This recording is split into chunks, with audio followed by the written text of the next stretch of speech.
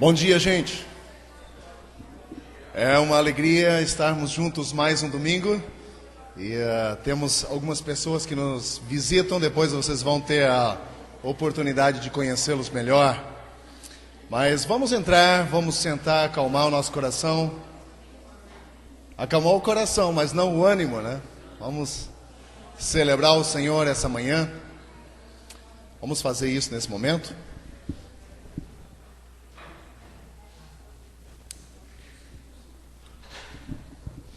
Salmo 149, ele começa dizendo: Aleluia! Cantem ao Senhor uma nova canção, louvem-no na assembleia dos fiéis. Alegre-se Israel no seu Criador, e exulte o povo de Sião no seu Rei. Louvem ele, o seu nome com danças, ofereçam-lhe músicas com tamborim e harpas. Eu vou ler de novo, vamos começar de novo, Salmo 149. Eu vou pedir para vocês acalmarem, vamos acalmar o coração, ok? Vamos ler de novo Salmo 149, começando no versículo 1, vamos acalmar um pouco, é bom ter vocês aqui. Versículo 1 começa dizendo: Aleluia, cantem ao Senhor uma nova canção, louvem-no na assembleia dos fiéis. Alegre-se Israel no seu Criador, e exulte o povo de Sião no seu Rei. Louvem ele, o seu nome, com danças, e ofereçam-lhe música com tamborins e harpas. O Senhor agrada-se do seu povo, e ele coroa de vitória os oprimidos. Regozijem-se com os fiéis nessa glória, e em seus leitos cantem alegremente. Só a primeira parte do versículo 6 agora. Altos louvores estejam em seus lábios. Altos louvores não está simplesmente falando de pessoas grandes aqui, né? De estarmos subindo em algum lugar e cantando ao Senhor de forma alta. Não é isso? Ele está falando de altos louvores, de louvores espirituais, de louvores que falem bem do nome do Senhor, de louvores que engrandecem o nome do Senhor em nosso meio, e de louvores que falam da grandeza do nosso Deus. E é por causa disso que estamos aqui essa manhã. Meu desejo essa manhã é que nós possamos cantar ao Senhor uma nova canção. E a cada dia nós podemos cantar uma canção nova ao nosso Senhor. A cada dia. Porque todos os dias Deus faz coisas novas em nossa vida. Todos os dias. E nós podemos cantar a Ele também, todos os dias, uma nova canção de gratidão, de louvor ao nosso Deus. Queremos juntos essa manhã, com as diferenças de cultura, cantar e bendizer o nome do Senhor com uma nova canção. Alegrar-se no Deus Criador, exultar o nosso Rei, louvar com dança, se você sentir, louvar com música. E o Senhor se agrada do seu povo. Ele coroa de vitória os oprimidos. Talvez a gente esteja realmente oprimido por causa de uma situação em nossa vida, não é verdade? Mas diz o texto que Deus coroa de vitória os oprimidos quando nós nos agradamos do Senhor. Alegre-se ou regozije-se nessa glória. E em seus leitos, a partir das nossas camas, hein? A partir das nossas camas. Cantem alegremente. Que Deus nos ajude nesse dia a realmente cantar ao Senhor canções novas, com alegria em nosso coração. E eu convido você a fazer isso com alegria, nesse dia. Vamos orar pedindo para que o Senhor nos ajude a entrar na presença dEle com salmos e hinos de louvor, com o nosso coração aberto, dedicando a Ele todo o louvor. Quero pedir também que você já vá se preparando, que hoje é o nosso dia onde nós celebramos a ceia do Senhor. Já vá se preparando para essa celebração, que é o motivo maior de estarmos aqui. O sacrifício de Cristo na cruz foi o suficiente para tirar de nós a maldição do pecado e fazer com que estivéssemos aqui esse dia. E essa celebração de hoje, então, nos leva a lembrar de novo desse sacrifício. Vamos fazer isso? Vamos orar nesse momento, convidando ao Senhor a ter liberdade em nosso meio e usar esse tempo para falar bem do Senhor uns para os outros e também de adorar o Senhor, porque Ele merece. Vamos fazer isso. Pai querido, obrigado por essa manhã. Obrigado por esse dia, por cada pessoa que veio, cada pessoa que está aqui nessa manhã e também talvez por pessoas que estão a caminho. Eu peço, Deus, que o Senhor tire todo o empecilho das pessoas que estão tendo dificuldade de chegar aqui, que o Senhor as ajude também a sair desse embaraço, para que possam também fazer parte desse grupo que adora o Teu nome e que bendiz o Teu nome. Obrigado por aquelas pessoas que estão aqui, talvez cansadas por causa do trabalho, de uma semana estressante. Eu peço que o Senhor também dê a eles uma porção dobrada da Tua graça, que o Senhor possa também preencher o coração dessas pessoas, do Teu amor e da Tua alegria. Que nós possamos ter um tempo significativo aqui na Tua presença e na companhia dos nossos irmãos. Que possamos tirar daqui grandes oportunidades e também grandes princípios para que durante essa semana nós possamos ter os nossos corações seguros e confiantes no Senhor, sabendo que o Senhor está conosco. Bendito seja o Teu nome, Pai.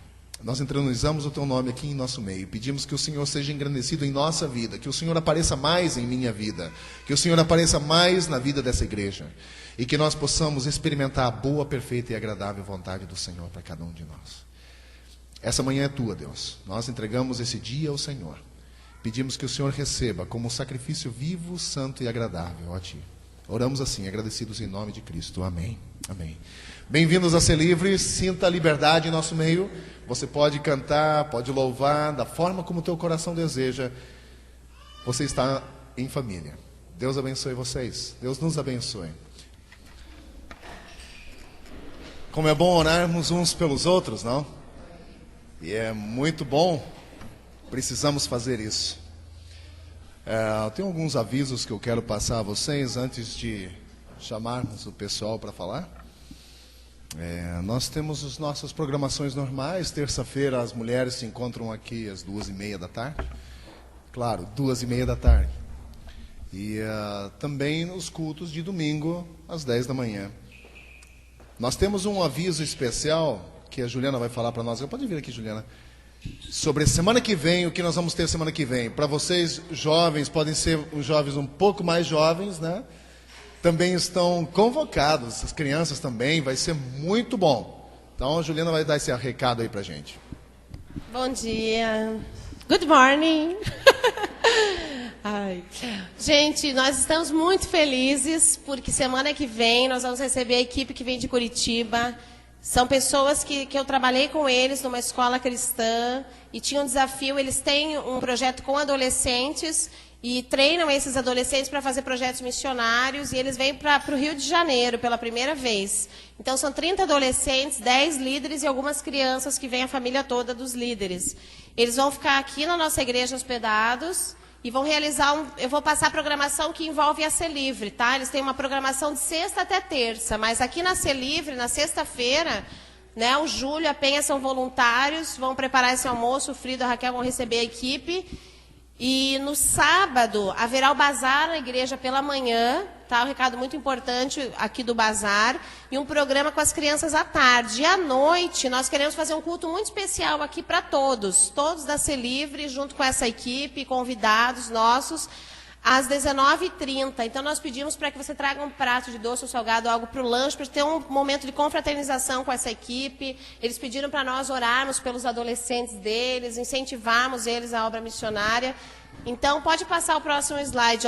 Nós contamos com você. Nós somos a igreja. Então, se eles vierem e nós não viermos, não vai ter sentido fazer essa programação. Só está eu, o Frido aqui, a Raquel e o Gilson, por exemplo. Então, nós contamos com todos vocês para que eles se sintam acolhidos pela nossa igreja. Vai ser o momento onde nós vamos estar com eles, porque no domingo eles têm outra programação. Então, vai ser esse culto evangelístico. Tragam amigos de vocês e orem durante essa semana pela viagem deles, por tudo que vai ser feito no projeto, para que seja um tempo muito especial deles aqui no Rio. Amém?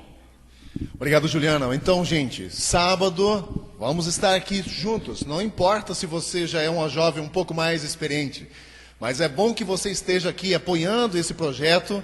Na sexta-feira teremos um culto aqui também. Esse é opcional, se você quiser vir ou não. Temos uma igreja vindo do norte do Brasil que vai ter um culto aqui na nossa igreja na sexta-feira à noite. Então você também está convidado. Eles são uma igreja que basicamente trabalha com jovens. Então é uma oportunidade também para a nossa igreja conhecer um outro ministério de uma outra igreja no norte do país que vem para cá para usar o nosso espaço aqui, ter um culto, vai ser bênção para nós. Então você também está convidado a estar aqui sexta, sábado e no domingo de manhã para o culto. Então temos uma semana repleta de programação. Sim. Sexta também 7h30. Então nós temos bastante programação nesse final de semana. Alguns já estão em férias escolares, né? Então vocês podem. A Hannah está de férias bem estendidas, né? É bom que a gente pode ter uma programação assim na nossa igreja. É um prazer para mim, como pastor, ter essa movimentação acontecendo aqui em nosso meio. Eu quero convidar agora Jay para vir aqui falar um pouco para nós sobre o que esse grupo, falar deles, né, de apresentá-los, do que eles vão fazer agora nesses próximos dias.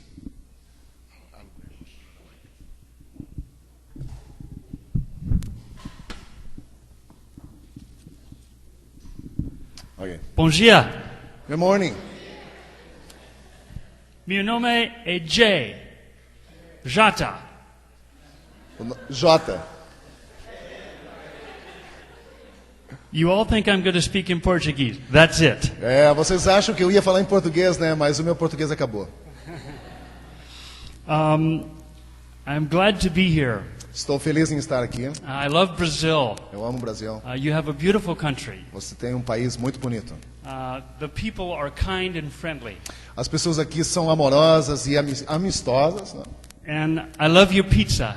E eu amo a pizza daqui. Romanella. Merchandising? Você está fazendo propaganda aqui para a Romanella. Just say what I say. I know that. No. I just... That's okay. I am here with my wife. Dee, would you stand? Ele está aqui com a esposa dele. Dee. Dee é o nome da esposa dele. J and D. Just two São letters J of the e alphabet. D. Easy. Easy. We have been married for 25 Eles years, são casados há 25 anos. and she still loves me. E ela continua amando ele. That's a miracle. Yeah. It's a miracle. É um milagre isso. I have 3 sons. Eu tenho 3 filhos. They are 19, 21, and 23. São 19, 21 e 23. Você pode passar a foto para vocês verem mais de perto. The younger 2 are in college. My oldest just graduated. Os 2 mais novos estão na faculdade, o mais velho já graduou, já se formou. And the oldest is getting married in September. E em setembro o mais velho vai casar. I am very proud of my sons. Eu sou muito orgulhoso dos meus filhos, tenho muito orgulho deles. They work very hard. Eles trabalham muito. They are smart like their mother. Eles são inteligentes como a mãe deles. And good looking like me. E eles são tão bonitos quanto eu. I have a business where I sell tools to auto mechanics. Eu tenho um negócio onde a gente vende ferramentas para mecânicas de automóveis. I drive a large truck full of tools Então eu dirijo um caminhão grandão cheio de ferramentas and visit the auto mechanics and sell them tools. e vou visitando as automecânicas para vender a eles então essas peças, essas ferramentas. And I've been doing that for 15 years. E eu já faço isso por 15 anos. I am here with a team from America. Estou aqui com uma equipe dos Estados Unidos. We are part of a small group that meets from our church. Eu faço parte de um grupo familiar que é da nossa igreja. Not all of us are here. There are 6 of us here. Não todo o grupo familiar que faz parte desse grupo está aqui, apenas 6 de nós. But the rest of them are here with us in spirit. Mas o resto daqueles que não estão aqui estão conosco aqui em espírito, orando pela gente. They helped us to prepare. Eles nos ajudaram a preparar. And they are praying for us now. E estão orando nesse momento por nós. Let me just share. Oh, this is another picture of me inside my truck. Essa é uma foto minha dentro do meu caminhão.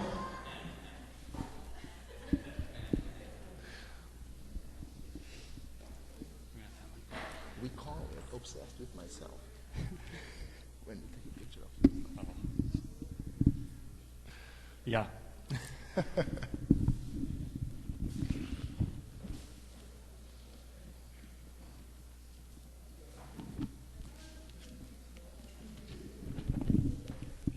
I love your music. Eu adoro a música de vocês. I play guitar and help lead music in my church. Eu toco guitarra e ajudo também na liderança do louvor na nossa igreja. And it is evident that you love God É evidente que vocês amam a Deus and love to worship Him as we do. e também amam adorar o Senhor assim como nós. I just wanted to share one verse in John. Eu só quero compartilhar com vocês um versículo no Evangelho de João. John 13 says, I'm sorry? Yeah, go ahead. John 13, João 13, 16. 16. 13, 16. I tell you the truth. No servant is greater than his master, nor is a messenger greater than the one who sent him. Now that you know these things, you will be blessed if you do them. Digo-lhes a verdade, digo-lhes verdadeiramente que nenhum escravo é maior do que o seu senhor, como também nenhum mensageiro é maior do que aquele que o enviou. Agora que vocês sabem estas coisas, felizes serão se as praticarem. We are just messengers. Nós somos somente mensageiros. We are not better than God. Nós não somos melhores que Deus. We are not better than the people in Brazil. Nós não somos melhores do que pessoas no Brasil. But we have a message. Mas nós temos uma mensagem. And that is why we are here. E é por isso que estamos aqui. So, thank you for having us. Thank you for welcoming us to your church. Obrigado por permitirem estar aqui. Obrigado por nos darem essas boas-vindas aqui na sua igreja. And I hope to meet all of you and speak with some who can speak English. Eu espero conhecer todos vocês e espero também conhecer alguns que falam inglês. I would love to play soccer with the boys, but they are much better than I. Eu adoraria jogar futebol com os garotos, mas eles são muito melhores do que eu. So thank you, and it was a privilege to be here. Muito obrigado, é um privilégio estar aqui. Yes. Então ele vai apresentar agora a equipe, né, o nome deles, que a Juliana já decorou o nome. Okay, Grant and Janine. Grant e Janine. And my wife Dee. E aí a esposa dele, de novo, a Dee. And Don and Birdie. Que é outro casal, Dan and Birdie. E um outro casal, Jeff e Diane. Ok, thank you. You're welcome.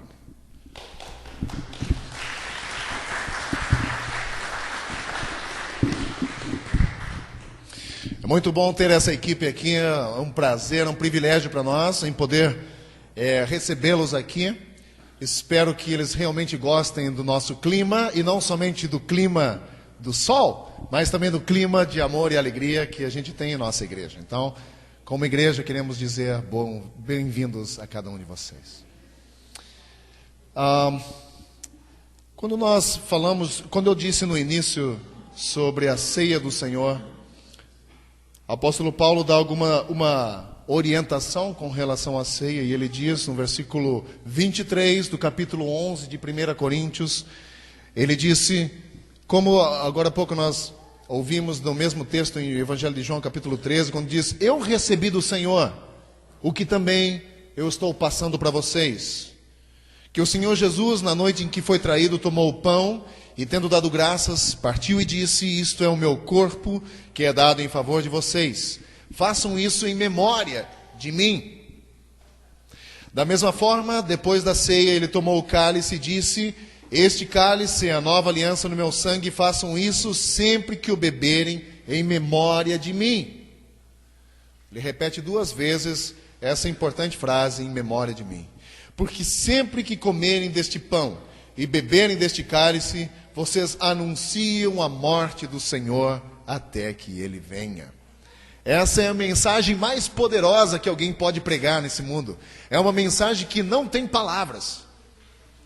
É uma atitude que você faz. A partir do momento em que você participa da ceia, você está anunciando, você está pregando que você acredita na eficácia do sacrifício de Cristo no poder que esse sacrifício de Cristo tem de perdoar pecados, de nos unir com Deus de novo, para que um dia possamos estar com Ele de novo.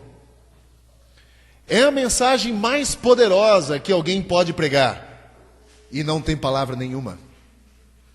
É uma atitude. Sempre que comerem deste pão e beberem deste cálice, vocês anunciam a morte, vocês pregam, vocês falam da morte do Senhor Jesus. E ele então, ele faz ele coloca algumas coisas que são muito importantes para se fazer parte, tomar parte desse momento. Portanto, ele diz, uma conjunção adversativa aqui, portanto, todo aquele que comer o pão ou beber o cálice do Senhor indignamente será culpado de pecar contra o corpo e sangue do Senhor.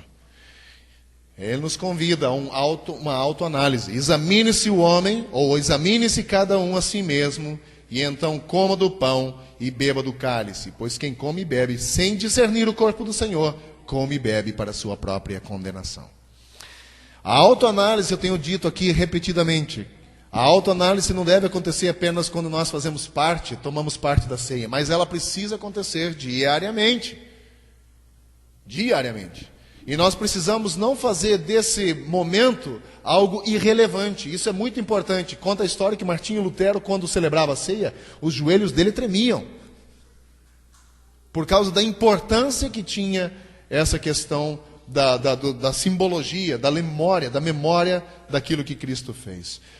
Vamos nesses próximos minutos agora, nesses próximos instantes, fazer essa autoanálise. Olhe para dentro de você.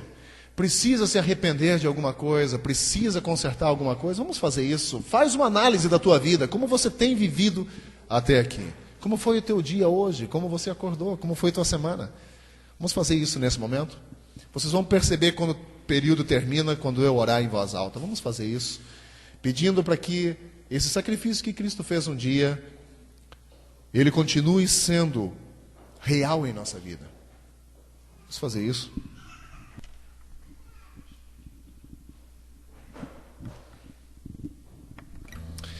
Querido Deus, nós chegamos na Tua presença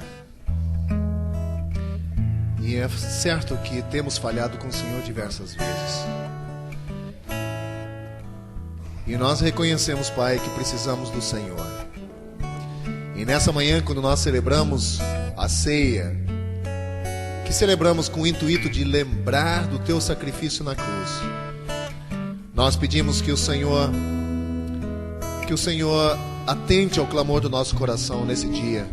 E se pecados precisam ser confessados, que o Senhor nos ajude a confessá-los. E que se pecados precisam ser abandonados, que o Senhor nos ajude a abandoná-los. E que se estamos em falta diante do Senhor, que o Senhor quebrante o nosso coração. Mas uma coisa que eu não quero, eu oro para que não aconteça aqui nessa igreja, é que nós continuemos como estamos, mas que possamos ter a nossa vida renovada e fortalecida no Senhor. Deus, em nome de Jesus, eu peço que o sangue que nos lava e purifica de todo o pecado e que correu naquela cruz, purifique as nossas vidas nessa manhã. E Deus, em nome de Jesus, eu peço, Pai, para que o Senhor nos ajude a orar quando nós nem sabemos mais como fazer isso. E que possamos chegar diante do Senhor sem máscaras, mas sermos nós mesmos, derramando o nosso coração diante do Senhor. E eu peço nesse dia que o Senhor nos quebrante.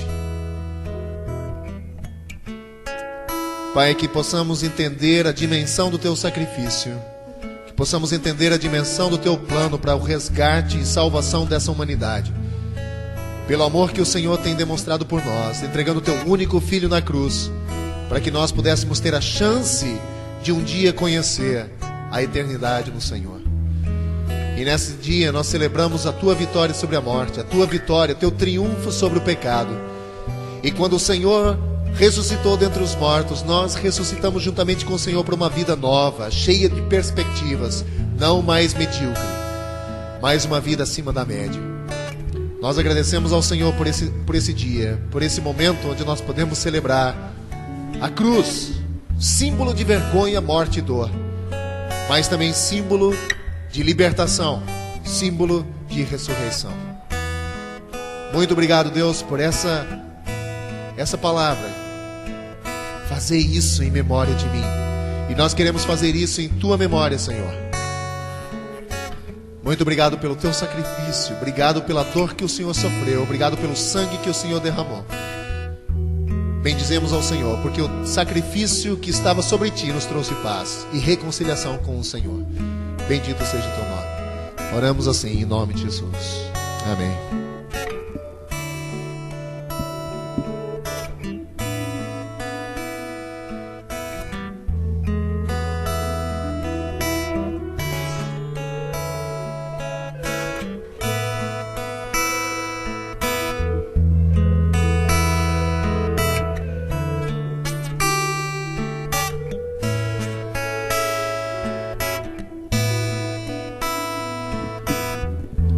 Alguém ficou sem?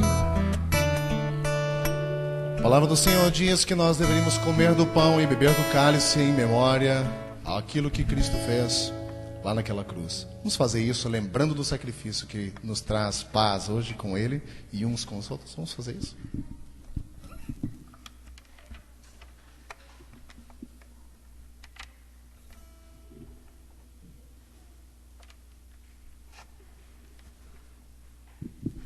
Obrigado mais uma vez, Pai, pelo sacrifício que o Senhor fez naquela cruz.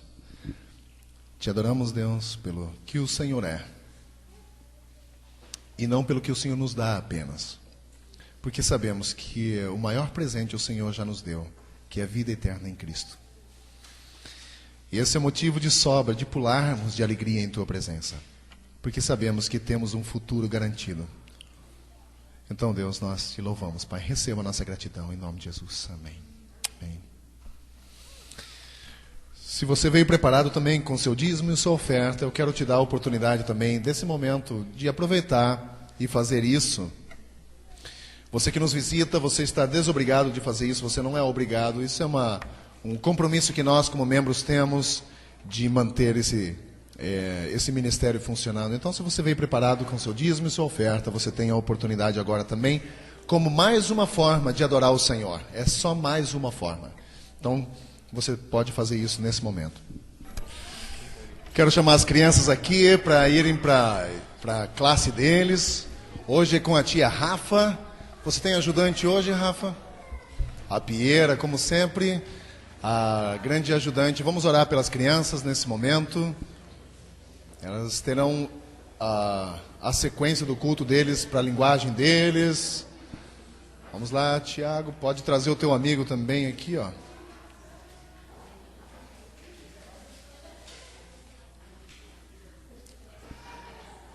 Também temos a alegria hoje de celebrar juntos como igreja o aniversário do Davizinho, né? Foi ontem o aniversário dele. Ele fez 1 ano e há pouco tempo estava na barriga da mamãe e agora já tem 1 ano, né? E quem vem é o papai coruja, né? É uma alegria ter o Davi já com 1 ano de idade no nosso meio. É uma bênção vê-lo já caminhando ali. Então vamos orar agradecendo a Deus por esse grupo de crianças e pré-adolescentes, também pela vida da Rafa e Pieira, que se disponibilizam de tão amorosamente passar tempo com os nossos pequenos. Vamos orar então.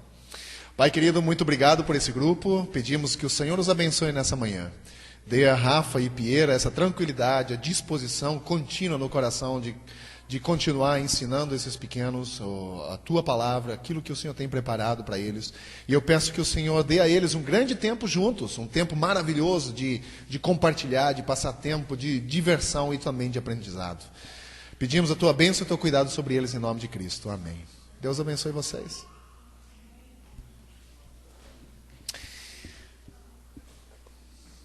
Muito bom, gente. Depois de algumas semanas falando sobre Elias, eu sei que alguns de vocês já estão cansados de ouvir esse nome. E depois de praticamente 10 semanas, estamos concluindo nessa manhã o personagem Elias.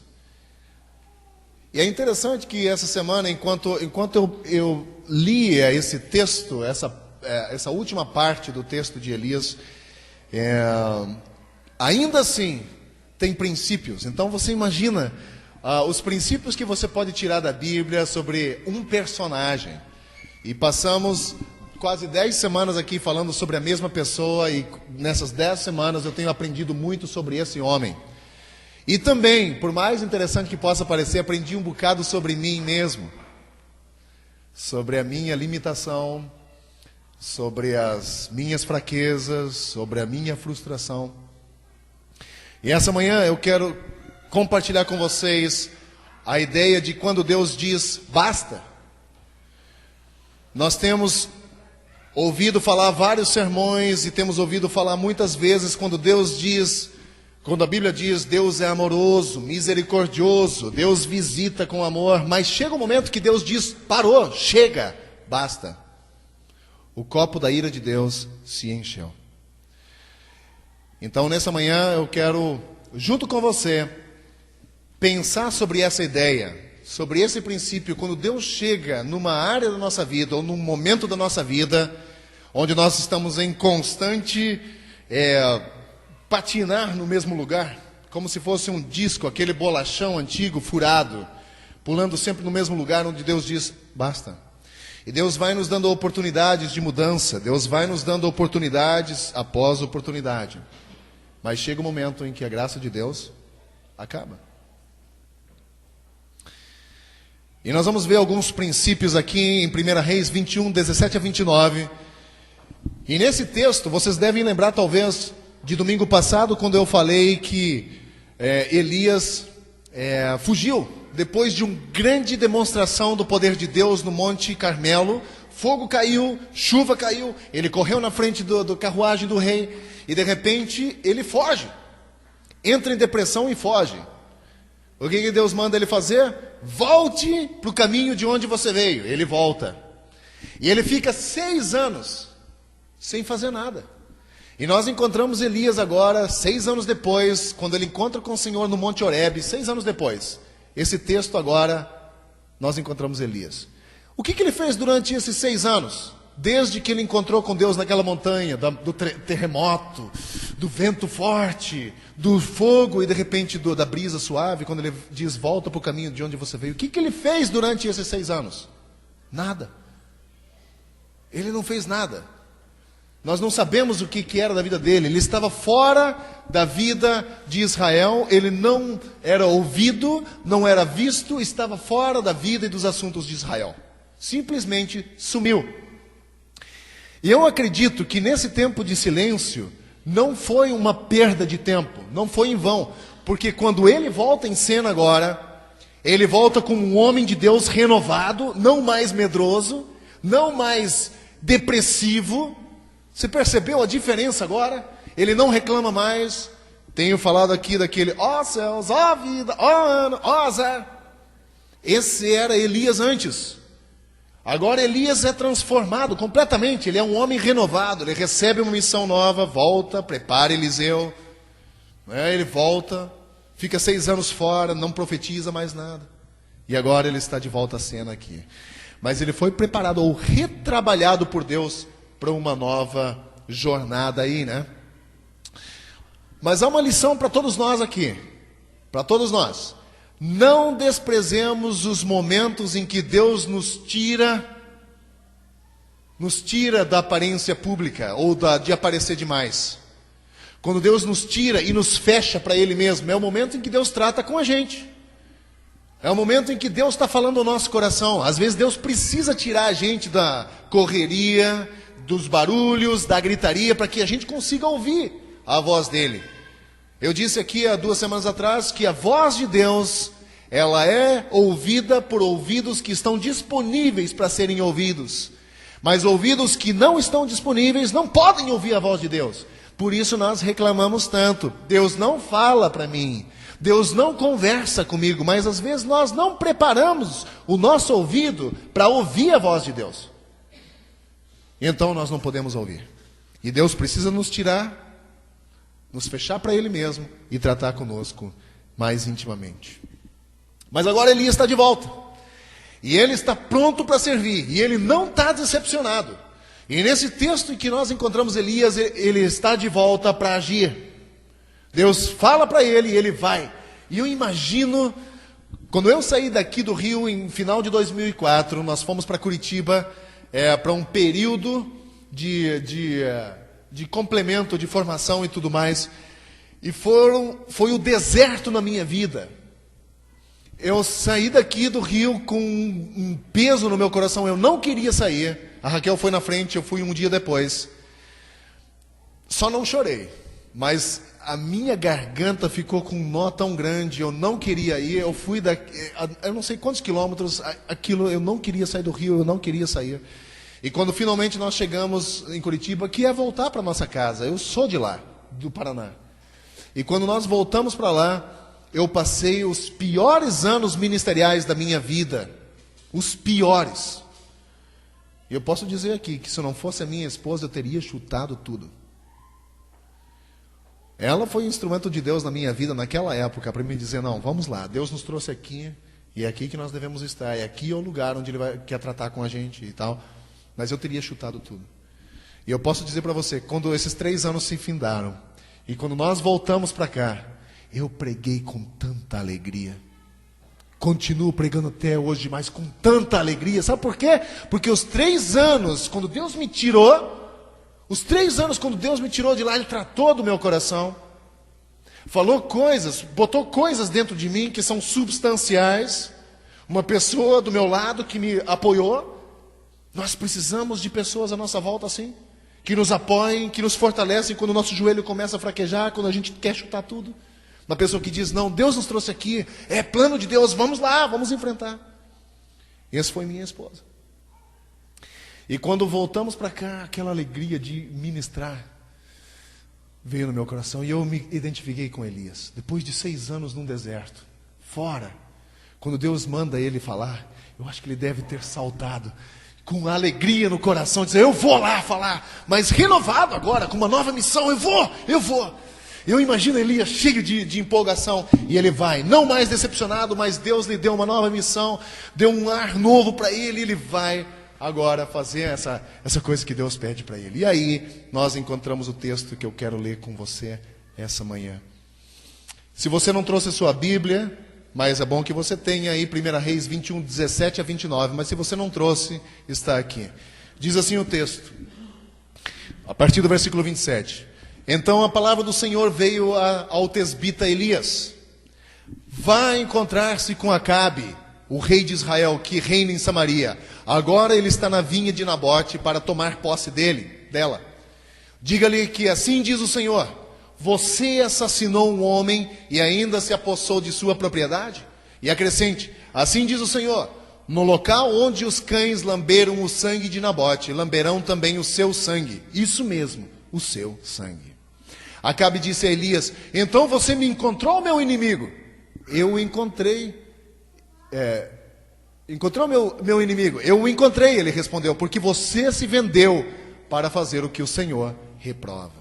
E ele diz, vou trazer desgraça sobre você, devorarei os seus descendentes e eliminarei da sua família todos os do sexo masculino em Israel, sejam escravos ou livres. Farei a sua família o que fiz a de Jeroboão, filho de Nebate, e a de Baasa, filho de Aías, pois você provocou a ira e fez Israel pecar. E acerca de Jezabel o Senhor diz, os cães devorarão Jezabel junto ao muro de Jezreel. E os cães comerão os que pertencem a Acabe e que morrerem na cidade. E as aves do céu se alimentarão dos que morrerem no campo. Nunca existiu ninguém como Acabe que, pressionado por sua mulher Jezabel, vendeu-se para fazer o que o Senhor reprova. E ele se comportou de maneira mais detestável possível, indo atrás de ídolos, como faziam os amorreus que o Senhor tinha expulsado de diante de Israel. Quando Acabe ouviu essas palavras, rasgou suas vestes, vestiu-se de pano de saco e jejuou. Passou a dormir sobre panos de saco e agia com mansidão. E então a palavra do Senhor veio ao tesbita Elias, dizendo, você notou como Acabe se humilhou diante de mim? Visto que se humilhou, não trarei essa desgraça durante o seu reinado, mas durante o reinado de seu filho. Palavras duras, né? Que palavras duras. E eu fico pensando que a aplicação que ele faz diz, nunca houve um rei e uma rainha tão mal quanto Jezabel e Acabe, que provocaram a ira do Senhor, a ponto de Deus chegar e dizer, basta, chegou de tanta maldade. E agora nós queremos pescar alguns princípios para que a gente possa aplicar também na nossa Bíblia, na vida. O primeiro princípio é que a missão de Deus é declarada. E quando Deus declara uma missão ao Elias, isso traz consolo ao coração dele. Então a primeira coisa que nós podemos perceber é que a palavra de Deus que veio a Elias lhe trouxe um tipo de conforto duplo. Talvez a graça de Deus trouxe para a situação de Elias esse refrigério. Talvez Elias pensou, Deus não vai me usar mais, 6 anos fora. Eu acho que o que eu tive que fazer, já fiz. Talvez pensou que seus últimos dias na terra seriam gastos na preparação de Eliseu para o ministério. Talvez ele pensou que já tinha terminado, ou que já seria lembrado apenas como Elias que fez alguma coisa. Não mais o Elias que poderia fazer. Mas a palavra do Senhor, diz o texto, veio ao homem de Deus novamente. E ele ainda tinha um plano para a vida dele, e ele pretendia usá-lo novamente para a sua glória. E Elias experimentou essa graça de Deus na vida dele, ao ser retirado da prateleira e colocado de volta na linha de frente para a glória de Deus. Você já se sentiu numa prateleira? Como se você estivesse numa prateleira sem uso mais? Aquelas coisas que você tem, talvez que você ganhou do seu aniversário de casamento, ou mesmo no casamento, aquela louça que está guardado lá no teu, que você não usa, porque você tem dó de quebrar, mas está lá, não tem função nenhuma. Você já se sentiu assim? Sem valor nenhum mais, não pode ser mais usado por Deus. Eu acredito que Elias estava se sentindo assim. Enquanto eu e você viajamos por esse mundo aqui, haverá momentos em que parece que o Senhor já terminou com a gente. Parece que Deus não quer mais usar a gente. Vai haver momentos em que diz, puxa Deus, eu não entendo, porque o Senhor não me usa mais. Eu estou num lugar e Deus não me chama mais para nada. A única coisa que dá vontade de fazer é nada. Nada. Pode ser que Deus nos coloque de lado por um tempo, porque Ele quer nos preparar para algo maior do que a gente já fez por Ele. Seja qual for a razão que você encontrar, não se desespere. Use o seu tempo sabiamente. Use o seu tempo. Ore, busque a palavra de Deus, busque a face de Deus, aprenda a palavra de Deus, seja fiel a Ele mesmo quando você está num vale seco. Busque. Ontem no grupo de jovens em Campo Grande, a própria Zenaide disse, não é pelo que Deus me dá, mas é pelo que Deus é. No momento de deserto, é o momento em que busco Deus também. É o momento em que Deus fala ao nosso coração. São os momentos de sequidão, onde Deus usa em nossa vida para falar a nós, para nos garantir que Ele um dia vai chegar e passar por essa prateleira onde nós estamos, tirar-nos de lá e nos fazer úteis de novo. Deus não esqueceu de você. Ou você acha que Deus esqueceu de você? Deus não esquece de nós. Deus trata com a gente. Deus usa nossas habilidades, os dons que Ele nos deu. Os dons de Deus são irrevogáveis. Se Ele chamou você um dia, é bom você se dispor e ir. Você não é colocado numa prateleira e esquecido por Ele lá. Dons de Deus são irrevogáveis. Ele te chamou para fazer uma missão específica. Ele não vai chamar a mim para fazer o que você deve fazer. Mas talvez você esteja afastado um pouco, porque Deus ainda precisa tratar em sua vida. João Marcos talvez pensou que nunca mais seria confiável pelos apóstolos, depois de decepcionar Paulo e Barnabé. Mas Deus o usou depois. Davi provavelmente pensou que ele nunca mais iria gritar ou cantar novamente depois do que ele fez com Batseba, mas ele estava errado. Deus o usou ainda grandemente. Talvez você próprio esteja pensando que o seu valor acabou para Deus por causa de algum pecado ou circunstância em sua vida. Você também está errado. Assim como João Marcos estava errado porque foi usado por Deus, assim como Davi estava errado, foi usado por Deus, assim como Pedro estava errado por ter negado Jesus, porque ele foi usado depois também. Você também talvez esteja errado. Você pode e vai ser usado por Deus. Deus não esqueceu de você. Nós cantamos aqui várias vezes o Deus da segunda chance, mas sabe que a gente muitas vezes não acredita no Deus da segunda chance. Daquele Deus que nos restaura, que perdoa os nossos pecados. A nossa resposta precisa ser a mesma que a resposta de Elias: confesse os seus pecados, humilhe-se diante do Senhor, aprenda as lições que Deus está tentando lhe ensinar e espere Ele chamá-lo de volta ao serviço eficaz para a sua glória. Também Deus trouxe controle na situação. As palavras de Deus ao profeta, ao dizerem que percebe que o que Acabe tinha feito, significa que Deus estava no controle. Acabe tinha acabado de assassinar um homem para tomar a vinha dele. Certamente trouxe conforto para esse homem de Deus, Elias, de que Deus sabia o que estava fazendo, Deus estava no controle. Eu só quero lembrar a cada um de vocês essa manhã que Deus está no controle da sua situação também. E nós temos nos indignado por tanta injustiça, por tanto problema que existe no mundo. Temos ficado indignados, não temos? Mas Deus está no controle, Deus não está fora disso. Deus não perdeu o controle dessa coisa. Ou você acha que passa desapercebido por Deus as injustiças e as maldades que estão acontecendo aí à nossa volta? E vai chegar um momento quando Deus diz: basta, chegou. Onde a mão de Deus vai pesar. E nós nos indignamos com a maldade, com os grandes problemas que acontecem aí.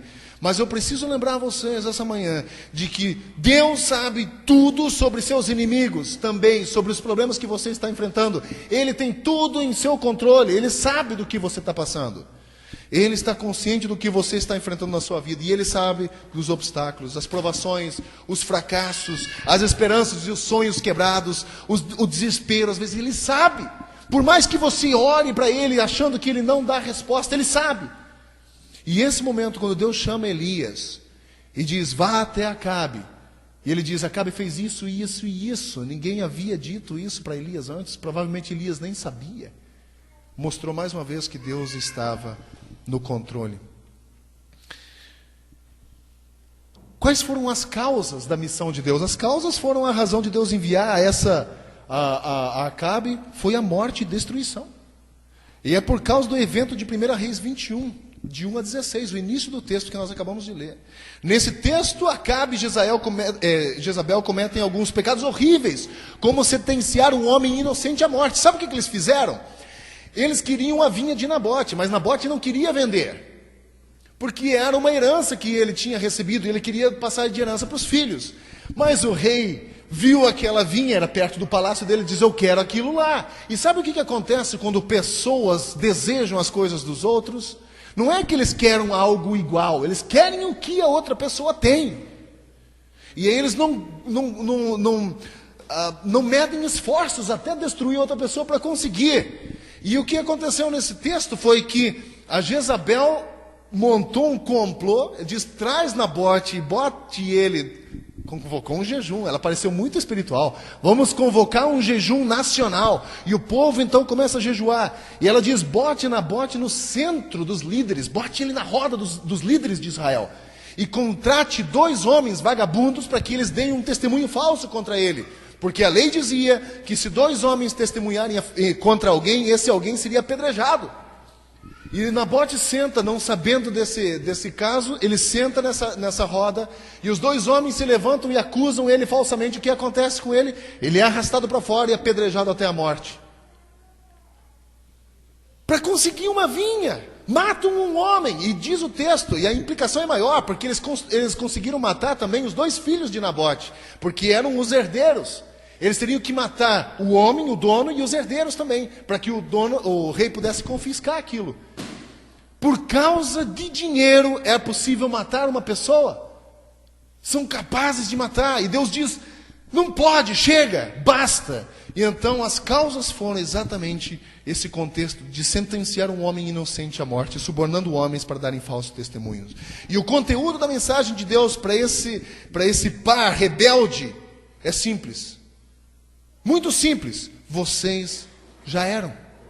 O conteúdo dessa mensagem é por causa do pecado deles. Deus sabia o que Acabe havia feito. Ele sabia a extensão do pecado deles. Ele sabia a dimensão da maldade que eles tinham. Nada escapa do olhar de Deus. Não adianta dizer que alguma coisa passa desapercebido, pois parece que passa, mas não passa. Vai chegar um momento em que nós teremos que nos confrontar com Deus e com as coisas que nós fazemos. Às vezes a gente acha que Deus não está vendo as nossas pisadas de bola. A gente vai diminuindo as coisas, a intensidade.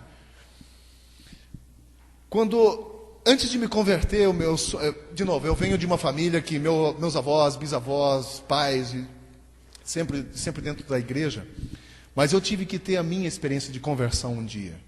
E quando eu tinha mais ou menos uns 17 anos, quando eu me converti, 17 para 18 anos, eu acho.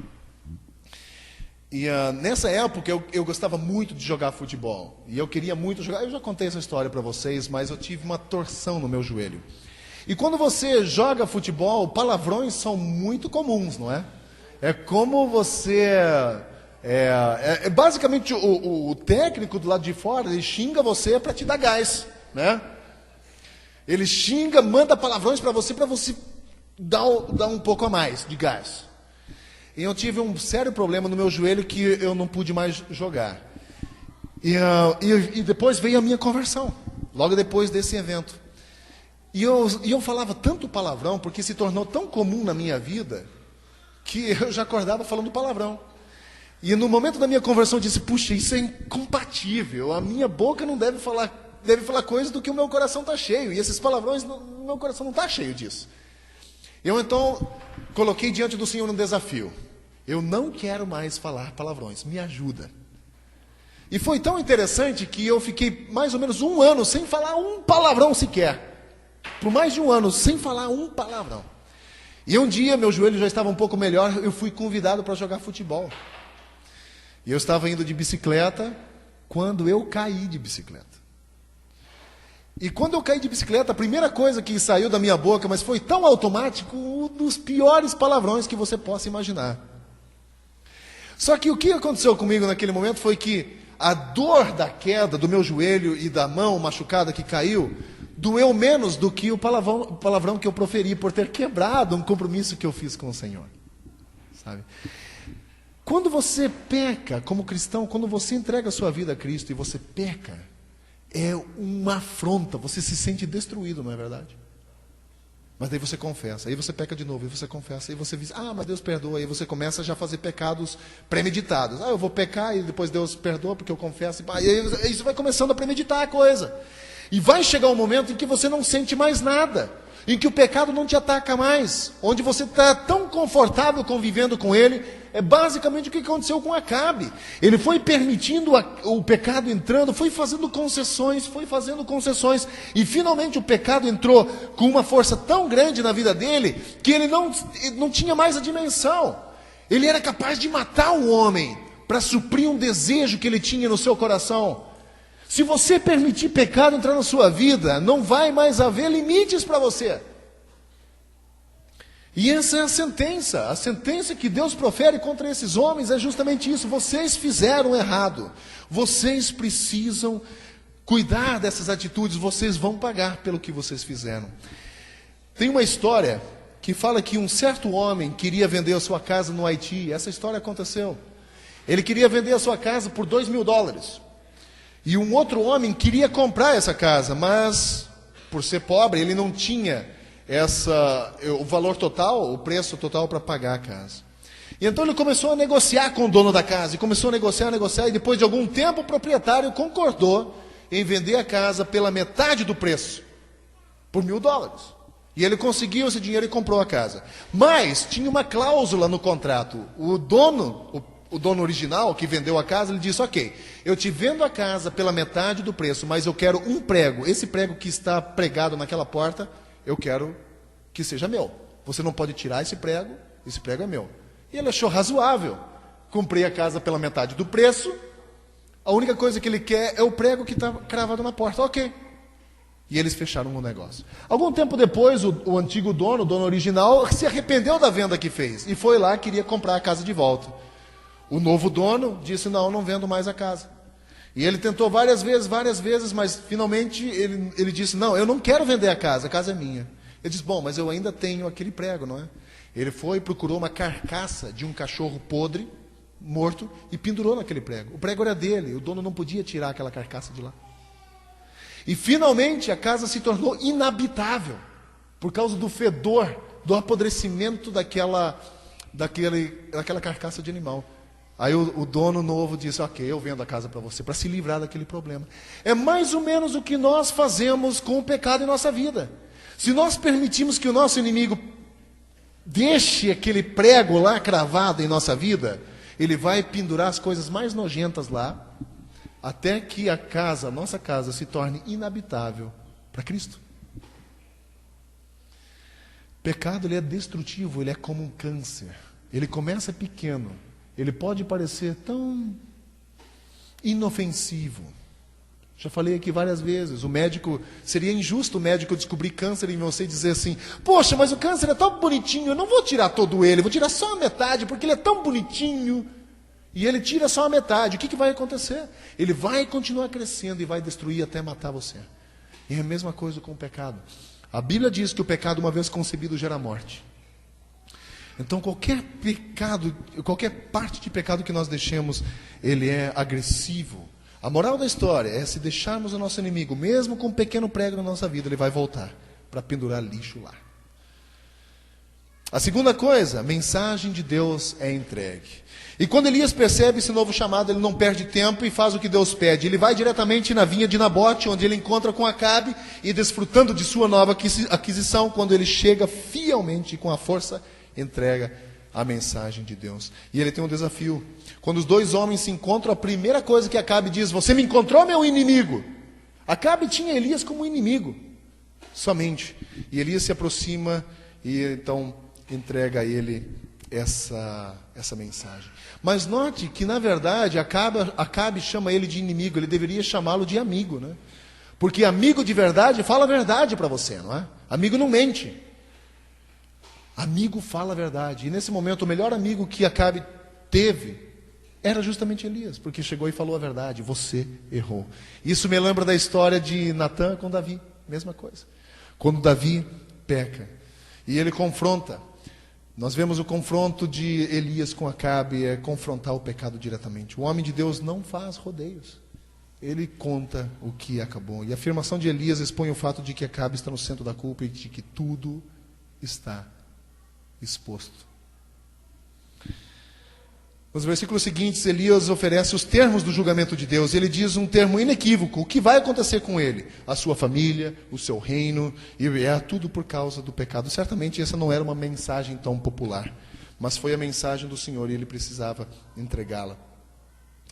O que nós podemos aprender com esses eventos todos? Primeiro, Deus não é longânimo eternamente.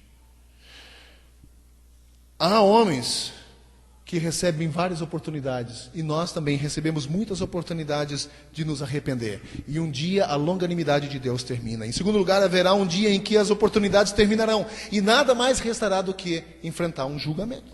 E em terceiro, quando o julgamento vem por causa do pecado, é certo, é rápido, e é só. Uma das coisas que eu tenho percebido nesses últimos anos é que um tipo de mensagem está ausente de nossas igrejas, que é a mensagem do arrependimento. Quando Jesus inicia o seu ministério, o que a Bíblia diz? Arrependei-vos, pois está próximo o reino de Deus.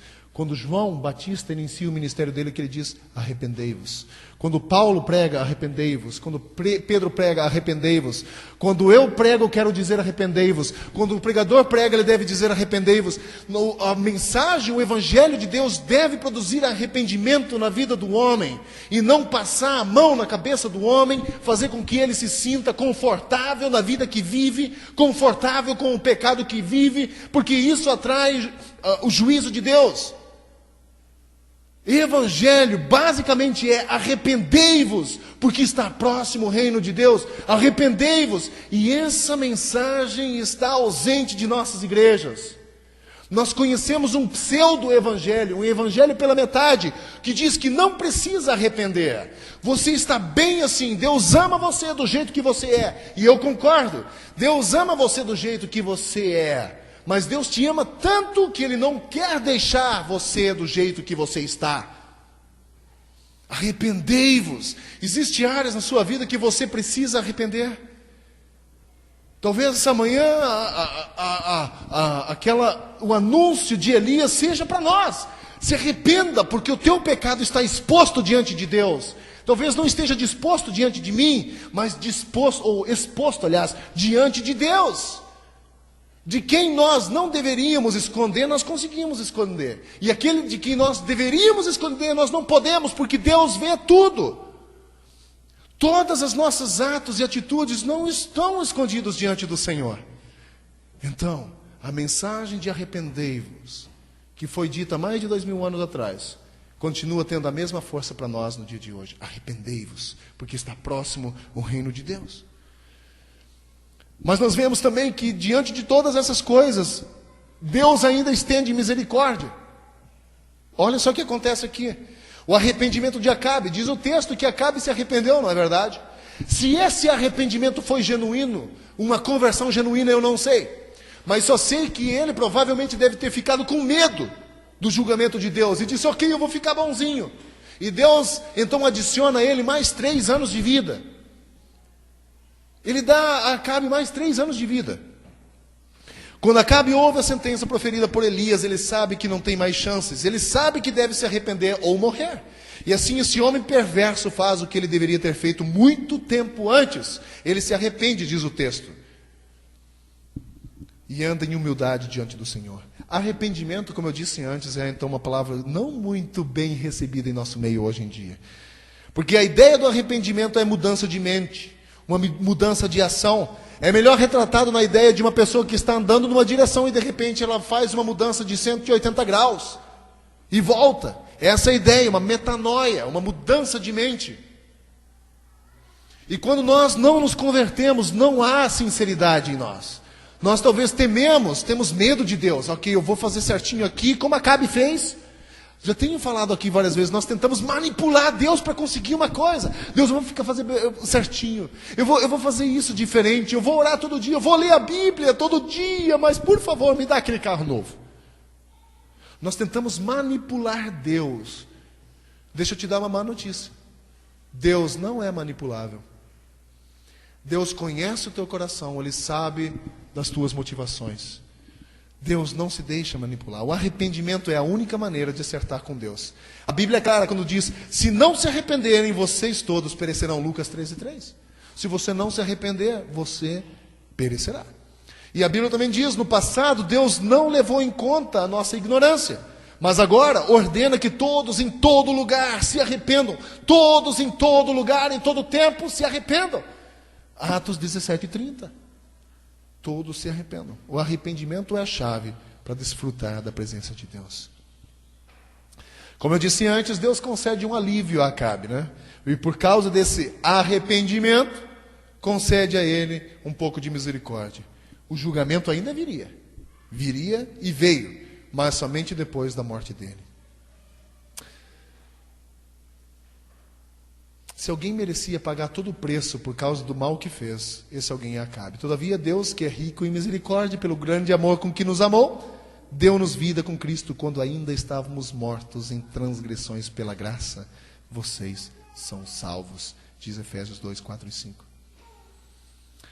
Se Acabe foi sincero naquele momento, eu não sei. Parece que sim. Mais tarde em sua vida, ele caiu no pecado de novo. No entanto, ele aprendeu que o arrependimento o afasta da ira de Deus. Meu amigo, o mesmo é verdade para nós hoje.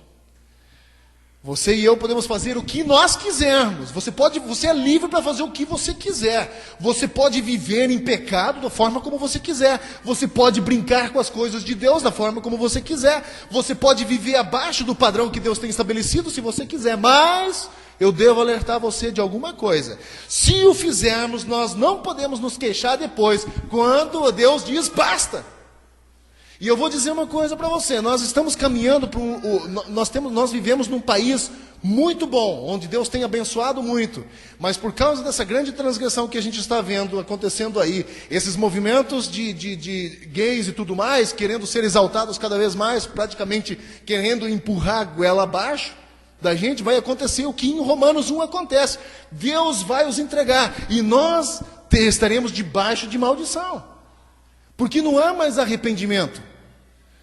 Faz conforme você acha que deve ser. Tá bom para você? Toca o barco. Ninguém precisa se importar com isso. A vida é tua, faz o que você quiser. Você é livre, pode ir fazer. Pode fazer. Quer ser gay? Pode fazer. Não tem. Deus não diz você é proibido de fazer. Deus diz não faça. mas se você fizer, você tem as consequências. Mesma coisa do pecado. Arrependimento sempre, em toda hora, em todo momento, diz Atos 13, em todos os lugares, em todo o momento. A todos que se arrependam. Quero aplicar essa manhã com uma frase só. Será que Deus está a ponto de dizer basta para algo em sua vida? Será que Deus está a ponto de dizer chega com a forma que você está vivendo a sua vida? De novo, aqui fazemos uma autoanálise, né? Temos que olhar para dentro da nossa vida e sermos honestos conosco. Olhar diante de um espelho. Que Deus nos ajude. Que Deus nos ajude a chegar diante do Senhor com esse desejo, esse desafio de trazer a nossa necessidade para o Senhor, de trazer o nosso pecado diante dEle, de pedir ajuda, e com certeza Ele nos ajudará. Mas não permita que o que aconteceu aconteça com você também. E assim termina a nossa viagem pela vida desse homem chamado Elias. Um homem que no início do texto era chamado de Elias, o tisbita, lembram? E depois era chamado Elias, o homem de Deus. Talvez você seja chamado Gilson, de Curitiba, ou Júlio, do Rio de Janeiro, ou Cláudio, do Rio de Janeiro, ou enfim. Mas quem sabe um dia você seja conhecido como Júlio, Cláudio, Gilson, homem ou mulher de Deus, que ama o Senhor.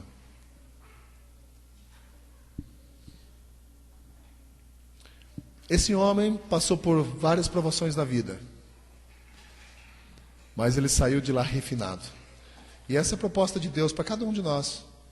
Deus refina a gente. E o processo é doloroso às vezes, mas a obra final é fenomenal. É como um pedaço de metal sem forma, onde martelada, fogo, água, martelada, fogo, água, martelada, fogo, água. E no final a forma é linda. É exatamente para aquilo para o qual Deus chamou você para ser. Que Deus nos ajude, que a gente reclame menos, que a gente se dedique mais ao Senhor, que a gente viva mais para o Senhor, né? E isso não significa que você deva ser um religioso fanático. Absolutamente. Um religioso, um fanático não tem nada a ver com Deus. Nada. Tem a ver com um ego humano. Mas nada a ver com Deus. Nós não fomos chamados para ser religiosos, nós fomos chamados para ser filhos de Deus e viver como filhos de Deus. Não medíocres, mas acima da média. Foi para isso que Ele chamou a mim e você. E vamos orar essa manhã para que o Senhor nos desafie a cada dia a vivermos como filhos de Deus. Vamos fazer isso nesse momento? Deus, obrigado por esse homem chamado Elias. Como Tiago nos diz, um homem com as mesmas paixões que nós, um homem com as mesmas inclinações que nós, um homem que reclamou assim como eu reclamo muitas vezes, um homem que lhe faltou a fé assim como me falta às vezes, um homem que se ira desnecessariamente às vezes com coisas que não precisariam, assim como eu. Então, Deus, eu peço que o Senhor, assim como fez com Elias, trate de nossas vidas com a mesma misericórdia, com a mesma dureza quando preciso for, com o renovo de missão, com o chamado mais uma vez, nos tirando da prateleira, nos fazendo úteis novamente, e que a nossa palavra seja coerente com aquilo que o Senhor deseja na nossa vida, de não queremos buscar apenas o reconhecimento humano, mas sim o reconhecimento que vem do Senhor, que diz, esse é o meu servo. Então, Deus, por favor, que nós possamos andar humildes na Tua presença, que nós possamos ouvir a Tua voz, que nosso coração seja sensível ao Teu Espírito. E nos ajude, Pai. Nós precisamos do Senhor. E quando preciso for arrepender do nosso caminhar errôneo, nós pedimos que o Senhor nos ajude, nos dá a sensibilidade do Teu Espírito para perceber quando erramos. E que a gente possa também tentar melhorar nas áreas onde a gente ainda precisa melhorar. Nos abençoe, Pai, nós precisamos. Nós precisamos melhorar como melhores cristãos, como melhores pais de família, como melhores cidadãos, como melhores filhos Teus. Eu oro nessa manhã, Pai, que a Tua graça, Senhor, que a graça do Senhor Jesus, que o amor de Deus o Pai, Que a comunhão e consolação do Espírito Santo seja conosco hoje e sempre. Oro isso em nome de Jesus. Amém. Amém. Que Deus abençoe você. Tenha um ótimo e proveitoso domingo. E não esqueça de pensar sobre, será que Deus está a ponto de dizer um basta a você? Vão em paz. Deus abençoe vocês. Mas não saia sem antes dar um abraço no seu irmão. Vamos fazer isso. Deus abençoe.